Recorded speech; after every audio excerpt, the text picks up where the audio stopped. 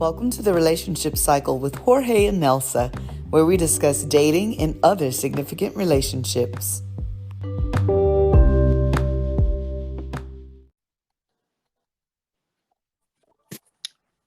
Good evening, good evening.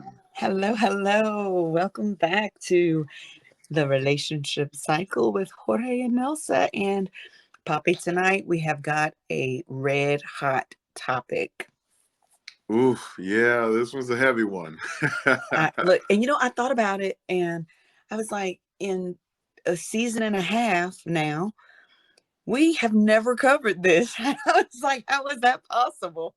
Yeah, I mean, I think this was something we've been meaning to get to, but I don't know, people suggest other ideas, so then we kind of, put our attention on that. But this is definitely something that needs to be discussed for sure. Absolutely. And tonight we are talking about cheating. It's such a sore topic. It brings up a lot of emotion. And just as we saw in our Facebook feed with our listeners, asking, what they felt about cheating, we had so much emotion. We had 27 comments off that post. And the post was, why do people stay and deal with it?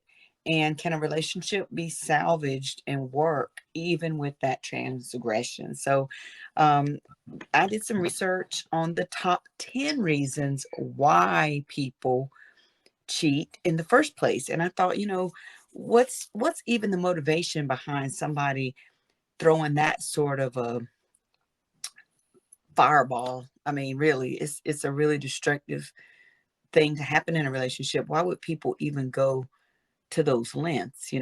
And for me, I'm always about the why, Poppy. So my thing was, what is motivating people? And I'm like, I just didn't believe it was all about sex personally.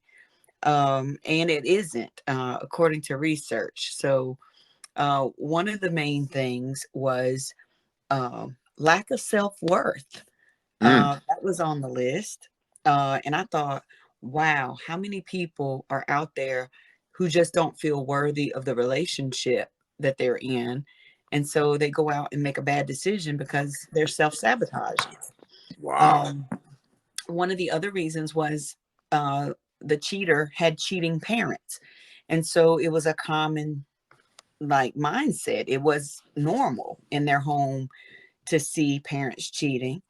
So therefore it was a behavior that was learned. Another thing, and this is from an expert list, based on psychologists, psychiatrists, people who are working with, counseling or whatnot. They have the wrong personality type. And it says that there are some types of personalities that are more likely to cheat. And some of those are people who are thrill seekers, addicts, reluctant grown-ups. They have avoidant attachment styles, narcissists, which we talked about on our last show, and chronic liars. So if that happens to be a personality type that you're dealing with in the relationship, then the chances go up that those people are going to cheat. Somebody might be experiencing an uncomfortable relationship or life phase. Husbands, one of the things they wrote about, when a partner goes through a pregnancy, some men feel like they're going to be entrapped, or they're older and they still want to prove that they've got it. Some women may feel like they don't feel beautiful anymore.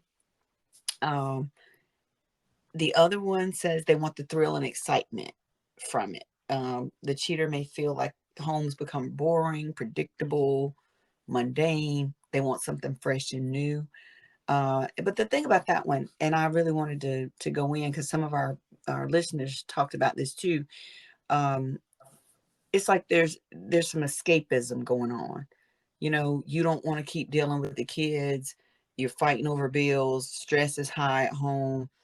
And the person that you escape with offers you like a timeout from your life. But you don't really have a real relationship. So, people are like falling in love with somebody that they don't have anything boring going on. So it's almost like you're falling in love with um, you know, a fake it might as well be a model or something, just standing there, because they don't have the reality that you have at home. Feeling neglected in your relationship can cause people to cheat. Dealing with insecurity, and revenge. Somebody Oh who felt man. betrayed, they want revenge because you've done them. They want you to feel the way they do. No clarity on a commitment level. Go back to our situationship Oh yeah, them show. situationships, they'll get you in trouble. Yeah, exactly. And then, so you self sabotage. You think the person is gonna leave you anyway, so you go ahead and throw the brick at it. And this one was really what I felt like was one of the biggest ones. And we talk about it on the show all the time. Every show, we have not failed. Lack of good communication skills. Mm. So if there are underlying issues in the relationship and you're not dealing with those things directly, then infidelity may come up. If the one partner is not feeling very sexual, but you're not talking about it with the other one, you're just telling them no, not telling them because you got some physical stuff going on or some emotional stuff going on. And again, it's not to say that because you've got something wrong going on in the relationship, it justifies cheating. But I thought, there, things, relationships are so multifaceted and complex. It's just not always as black and white as people want it to be. No, it could be. I mean, it can be literally a multitude of reasons. So I did some homework too and some research. So I checked out Stefan Speaks, Hmm. Matthew Hussey, and Jordan Peterson. These are all personalities Oh, I on love them. YouTube, and they're Hmm. all solid guys that really give great feedback and advice as it relates to life and relationships and dating. And one thing that I kind of got the sense from all the um, information that I gathered from their perspectives was that first and foremost, before you enter a relationship, you need to set clear expectations and ground rules early. Hmm. So that way, when somebody does commit a transgression, they can't be like, oh, I didn't know that would, Hmm. bother you, or I didn't know that that would be considered infidelity or cheating for you. So that's Hmm. why it's important to have those conversations early on. Like, hey, look, if we're going to be a thing and you're going to be my woman, I'm going to be your man. These are things that I would consider, cheating or infidelity. And let's be real, some of this is subjective because um, for some people, for some people, social media interaction can be considered infidelity to some people. Hmm. Hmm. Or in my Affairs. case, I've been in, I've dated women where if their husband or boyfriend went to a strip club, they could consider that infidelity. Right. Even though at most strip clubs, you can't, you go there to more so observe and watch, but you can't really, you're not sleeping with a woman, not in those locations anyway, in most places, most reputable places in America. Outside of America, I don't know. But for some women, or even men, right? Because there's, strip club for women as well. Yeah, some people would consider that infidelity and cheating. Right. Or for some people, it could be flirting. Like, somebody goes Hmm. to a cookout and they give a compliment to, a guy or a girl, whatever. It could be innocent in your mind, but in her mind or his mind, that could be very disrespectful, and it could be seen as cheating just because you were, flirting or, throwing compliments out like that to somebody you barely know. Right. Even head turners. Like there's some women that, they'll take a man's head off if he's looking at another woman while, in her face. So, again, communication around what is it that we're doing? Are we Right. exclusive? What does exclusivity look like? Um, and then keeping the doors of communication open as things happen in a relationship. So, I talked to a few people about their personal experience with cheating, and just asked, what caused you to cheat, and then why did you stay after, the infidelity? One on one side and one on the other. So, one of the things that was brought up was definitely the lack of being seen and heard in the relationship on the part of the cheater. On the part of, someone who was cheated on, um, why did they stay? They felt like they owned part of the problem that led to the cheating. So it was kind of interesting that the dynamic was, um, there were real undercurrents. Like, it wasn't just, you know, they were with the cheater. Right. Um, you know, Men of a certain age grew up in a certain time, like, that was normal for a man to collect as many women as possible, and whoever was at home was home base and was number one and was going to get all the money, all the respect, all the public, adoration and what have you. But then, there were whole, families on the side, other children outside the marriage, Yep. so generationally it was a different dynamic.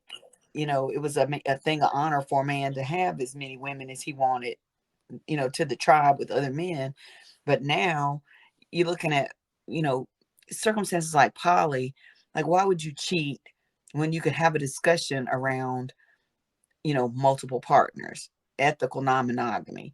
What's going wrong in the relationship if you find that you're not satisfied, if you're finding that you're bored?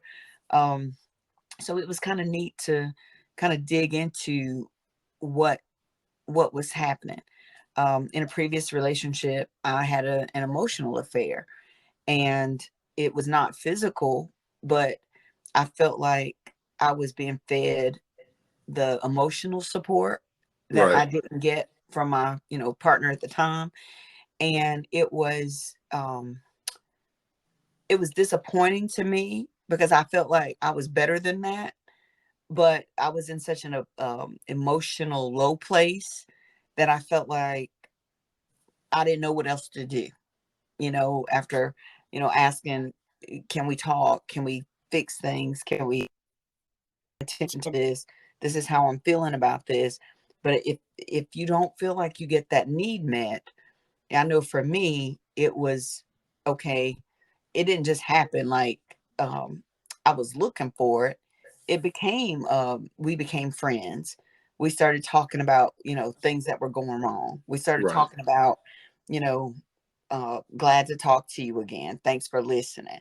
It was about a friendship that did not have good boundaries. And so, I guess being on both sides, because I have, been cheated on as well. Me too. Yeah, I have. I mean, listen, I've been on Yeah. both sides of that. I mean, I think Yeah. in some capacity, depending on, again, right, depending on what you define as infidelity, I think we've all been on both sides, whether it Right. be innocently or whether it be just flirting with a coworker, right? I've had Right. plenty of situations where, with coworkers, even though they had their families and significant others at home and vice versa, yeah, we would flirt. Now, obviously, it wouldn't go beyond that because it work. That's a whole different can of worms. Yes. Right. But to Don't some get your people, honey where you get your money. yeah. But to some people, that could be viewed as cheating or infidelity. So I think to kind of give clarity to this conversation, number one, when you enter a new relationship, you need to set the standard of what your expectations are as far as consider cheating and infidelity, and make sure that that is pretty transparent and clear. So that Mhm. way, when you do have to have that uncomfortable conversation, they can't be like, "Oh, I didn't know," or I wasn't Mhm. aware that you felt that way about me going to a strip club with my friends, or about, me Mhm. commenting to another woman or a friend of yours, or whatever the case may be. So it's important to kind of lay that out there. From my research as well, kind of along the lines of with the reasons that you mentioned, these gentlemen talked about uh, neglect within the relationship, whether it be emotional neglect or sexual neglect. Mhm. When you are being neglected, the probability and the chances of you seeking uh, attention elsewhere for your emotional or sexual needs are going to heighten and increase, of course. Um, they also pointed out that, lack of compatibility. Sometimes you're just not compatible with a person. That's what I've always Right. mentioned, right? Like, for example, as it comes to me being an outgoing extrovert, I'm not compatible with an introverted, conservative, as far as in the bedroom type of woman. So I know that I'm not compatible with that. And if I if I tried to force the issue with like that, that would be a prime example of, hey, I'm setting myself up for failure because this woman is not outgoing and adventurous like I am. So Right. compatibility plays a huge role, and that's why it's very important to really get to know each other and to really know this person in the bedroom and outside the bedroom to make sure that you both click. Because when you are not compatible, you're always going to have that feeling that you're not being satisfied or completely fulfilled, whether it be emotionally or Mhm. physically or both. Logistics is also, believe it or not, something to consider as well. Like, for Mhm. example, I've heard numerous stories of people who, have to travel for work, or for people who are in the army, and infidelity is very, very Yeah. rampant in situations like that. Yeah, especially where a spouse is gone for months at a time, or, even if somebody's been deployed, it could be years maybe before they get back to the house, the same way. And even like medical issues. Oh yeah, it's If a another one. spouse has gone through something and, they're no longer the same person sexually or even emotionally, things can happen that can create that same sort of, you've changed. Now, I will say I've heard of people who, we talked about, um, like drug and alcohol abuse, partners who were good together as long as they were partying together. But when one got sober and the other didn't, that was a huge compatibility issue where, the behavior of the person changed so dramatically they could no longer be together as a couple. And things that you did while you were under the influence, you're not that same person. Funny thing with the comments, I really saw a majority of our comments said that the marriage or the relationship could not necessarily be um, salvaged. So one that said yes was Katie Saunders, and Katie said, yes, it can be salvaged. A couple can grow through it after the anger subsides if the cheater is patient and committed. The anger process can be many years. And I thought that was an interesting comment because um, the impetus for the group to move through it is that the cheater can't, like, you gotta have to take the blows. Like, the person is angry Yeah, and you're is gonna have to. You're gonna have to. Well, live first of through all, you got to that. own up to it, right? You got to own up to it. Right. As it comes to that, right? If we, transitioning into, can we salvage this? Yeah. Um, if you choose to forgive and stay, first and foremost, you have to identify the root of the cause or causes, right? Because it could be multiple reasons. Like you said, it could be a health thing. It could be, hey, you're always out of town and you're not around and I'm getting lonely, kind of thing. Or you're Mhm. around, but you're just not giving me enough attention, or you're not giving me the attention that I crave and want. So, number one is to identify the why as to why you seeked out or stepped out of the relationship, for, what was the reasoning or what was the motivating factor. So you have to identify that, and then once that's identified, then obviously you have to find ways to see if you can solve the issue. Some issues can be solved, Some cannot, because if you're just not compatible, if somebody Mm-hmm. likes chocolate ice cream and the other person's allergic to chocolate ice cream, it don't matter what you do, you're not going to be able to give that person chocolate ice cream. That part. So it's important to identify the whys and the motives, and then try to address them, whether it be internally or even with counseling and professional help and therapy and, Mm-hmm. counseling and all that good stuff. But obviously that would require two or multiple individuals, right? Depending on how many people you're seeing and you're within your dynamic.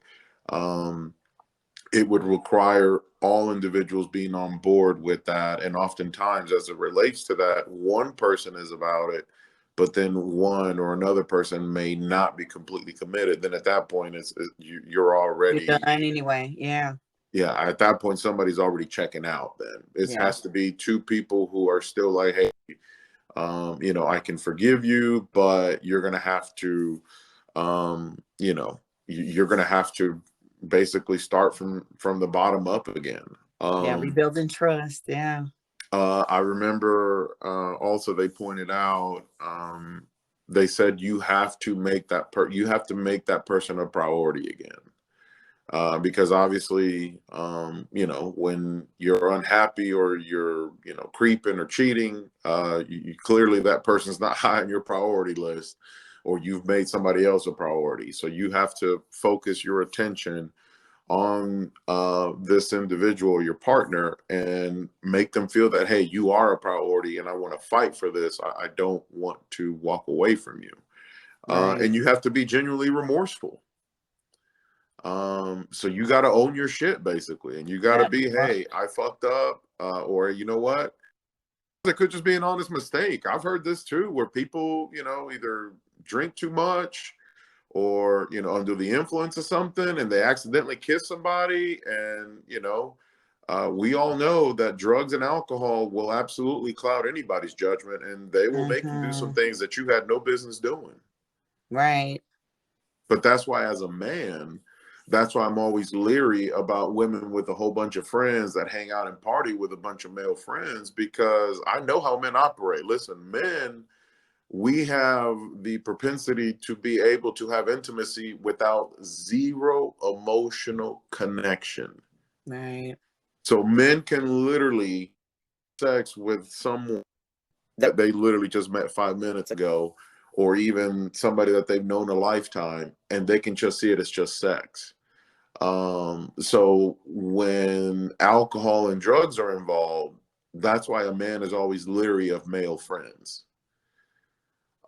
Because hey, if you get too many drinks, this guy could make a move on you. Uh, I'll give you an example. So the last girlfriend that I had, she would talk to this guy who did have a girlfriend, and she was talking to her about issues that he was having with his girlfriend, and I'm like, why are you entertaining this guy if he has a girlfriend? Because at that time we were, seeing each other. It wasn't official, but we were seeing each other. She was, oh, he's Mm-hmm. just going through stuff and he just needs somebody to talk to. And I'm like, look, that dude eventually is going to ask you out. It's coming, Yeah. because you're entertaining him and you're giving him the time, and Mm-hmm. you are engaging in these conversations. And they Especially were getting emotional. pretty personal. Right. And then Mm-hmm. like 2 weeks later, he was like, hey, you want to go get a drink and, meet up? And I told you, yeah, I knew that was going to happen. That course of action with these circumstances.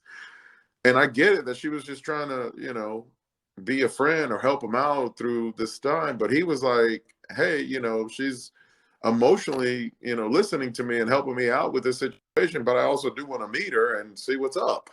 Yeah, So, absolutely. And because it breeds dependency. yep. Like, you're starting to create some habits with that person emotionally. They're leaning on you for things that aren't yours to give. So, um, you know, one of our other, we had some really good comments. I mean, I tell you, people really wrote very, very descriptively about cheating and their thoughts around it. But Christine Lehman said, I think this is a very personal and relationship dependent question. I could have worked through a drunken, we had a fight, one night stand. However, I didn't even consider staying with someone who had multiple ongoing affairs. Right. Someone who can do that is not a person a relationship can work with. And I think, just putting those stipulations on that made it very different, versus you made a mistake one time based on some, outlying circumstances, versus you have a track Or record of, bad yeah, judgment, or wrong yeah, place, wrong time, too drunk. Yeah. right. Um, Kim Cox says cheating can be salvaged, but lying cannot. It's not the Mm. cheating that would hurt me because mistakes can be made and work can be done if the relationship is for real. But you say so. But you say, if you say so, don't hide it. If your partner asks, they already know. So if you did it, admit it. Don't lie about it. If you get asked about it, don't lie, because the lie is usually what breaks the thing down. Like, no, not only are you cheating, now you're lying about it. No, you know Um, what? There's a saying: the cover up is always worse than the crime. yes, yes. Yeah, You ever heard of it's the that? truth. Yeah, because you end up with so many more bodies than the one that started the whole thing off with, right? And then the thing Aquarius about it is, Sims. Oh, go ahead. I'm check it sorry. out. Like when you lie, then that kind of leads to another lie, and then Right. you just start digging a lie on top of a lie, and then you get all Yeah. knotted up and twisted up, and then you're like, shit, I'm too Right. deep into this lie. I don't even know what I lied about now. I don't even know what the lie is from the outset. Aquarius Sims wrote, and I thought this one was really well thought out. I never meant to hurt you is the phrase that often is said when a cheater is caught. And it seems like the idea that infidelity is an accident is probably the hardest thing to accept or get over. Let's be clear. Anyone who says that they didn't mean to hurt the person he or she was unfaithful to is a liar. Anytime you do something that you know will cause pain, if it ever comes out, is intentional. The act itself may not be malicious in its employ, but you cannot justify it with a simple, I never meant to hurt you. Um, so, and he goes on to write about, even when forgiveness occurs, there's always that what if that pervades the other person's mind. So it's like, if I forgive you, am I ever going to trust you again? Even if I forgave you, when you say you're going out to the grocery store and you stay past 30 minutes, am I going to have thoughts out with somebody doing something other than buying groceries? So, like, could you get over it? I guess, could you get over the feeling of mistrust or distrust with the person? I mean, I think at that point, if you feel, I mean, the way, just from the research, they highlighted a lot of these guys kind of, they said it in different ways, but this is kind of the takeaway that I took from it. It's time to leave when you sense or you have noticed a pattern, a trend, or constant behavior from said individual. It And becomes like even, and I routine. remember Jordan Peterson, he mentioned that, one or two, once or twice something can happen where it can make you feel uncomfortable. But his rule is within, as far as how he advises people is, if this sensation or feeling has triggered you and made you feel some kind of way 3 times, then that means that it's something that is bothering you and needs to be addressed. Mm, So he's more of, hey, if you get this sensation, like for example, right, if I compliment your friend, right, on 3 yeah, separate occasions and that makes you feel some kind of way, then obviously it's bothering you right. on 3 occasions, even though it might have been innocently, right? Um, and it bothers you, then that's something that, on 3 occasions that you notice me say something to a friend of yours and it bothers you, then that sounds like you need to have a conversation, be like, hey, I don't like when you do that because of XYZ reason, or whatever the case may be. So basically he's saying if it's, one thing is a mistake and bad judgment, and then another thing is a pattern and a trend, or just constant behavior of, hey, it's always random numbers texting you, or, Yeah. you always got to lie, or You always got to you leave the always. room to answer the phone. So at that point, you can't salvage that. There's, Yeah. it's just, you're not going to be able to fix that, because that's now a trend, and that's just, a behavior Yeah. pattern, not a mistake or bad judgment. That part. If you feel in your heart of hearts, and if you feel that you are never going to be able to trust that person ever again, it won't work. You won't be able to salvage.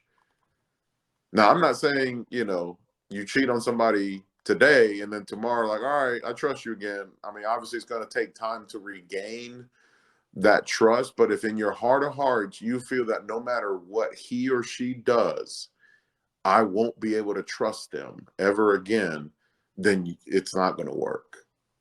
Yeah. Jennifer Whittam Loeb, I think I pronounced that correctly. Sorry, Jennifer, if I mispronounced it. She said, I stayed far too long after several affairs.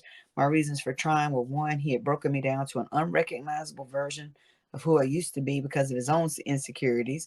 And two, we had two small children, and I believe that little kids needed both parents.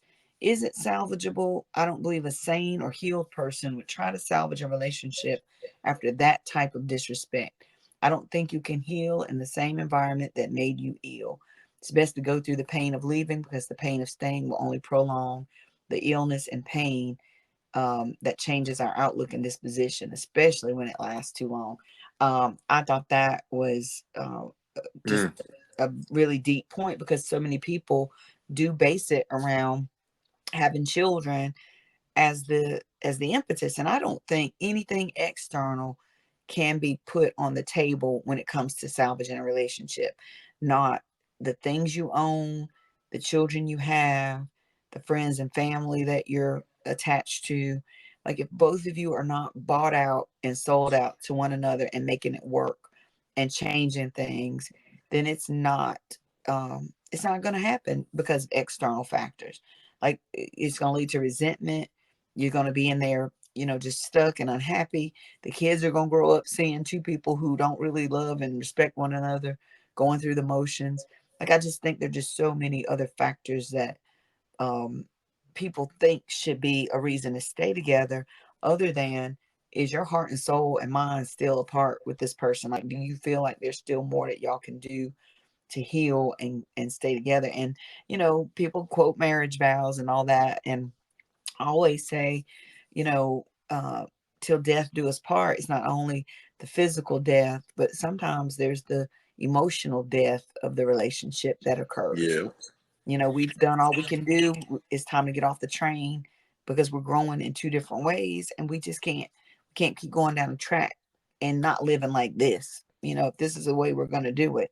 But there's some people that becomes the norm in their relationship, where cheating is a part of the fabric, and they're living two lives but stay on the same payroll. I mean, I'm sure we all know some people who, she does her thing and he does his, and you know they will meet back up at the house whenever everybody's, you know Ask me no happy questions. family. Ask me no questions. I tell no lies. So those people did not respond to our No, but here's the to our thing, though. At the post. end of the Excuse day, me. everybody's going to have their special dynamic and balance as far as with their relationship and dynamic. And as long as everybody's on the same page, look, open relationships. There's a reason a lot of people are doing them. Right. There's a reason why a lot of people are partaking in them. And part of the reason is because, some people feel that, hey, like, monogamy is in a lot of ways man-made, and it was It is. man-made for religious purposes and for monetary purposes. Right. There's a strong belief out there. We talked about this when we did the poly Yeah. podcast, that this idea that you're only supposed to be with one person forever and ever was man-made. But Yeah.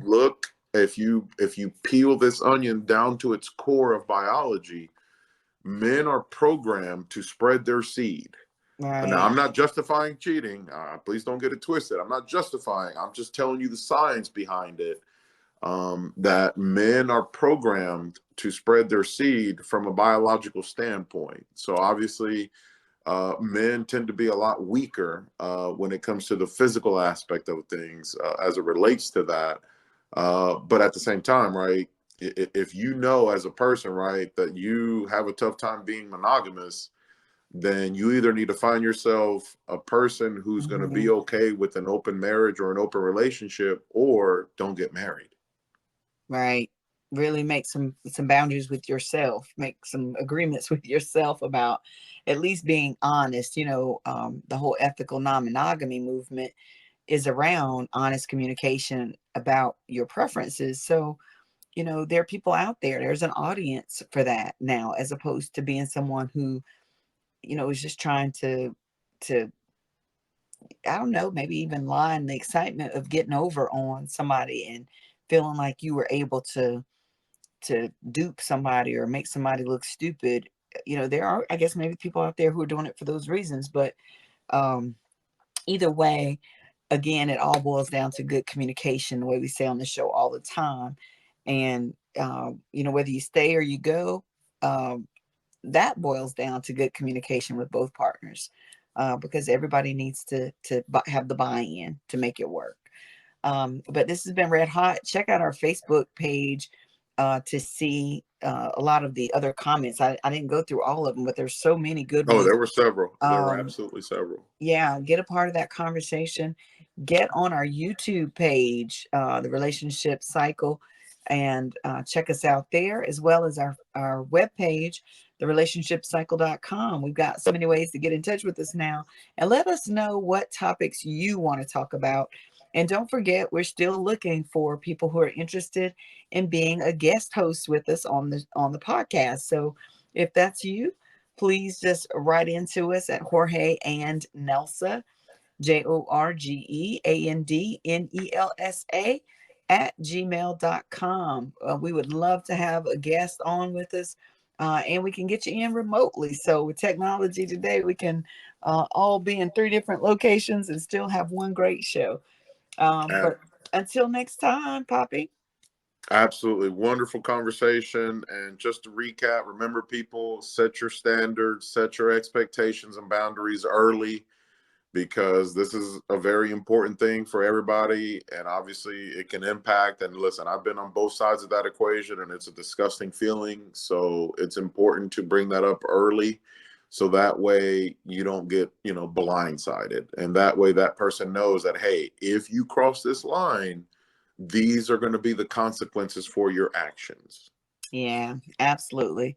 All right. Until next time, guys. This has been Buenas noches, good Relationship people. Cycle. Yeah, absolutely, Poppy. Buenas noches.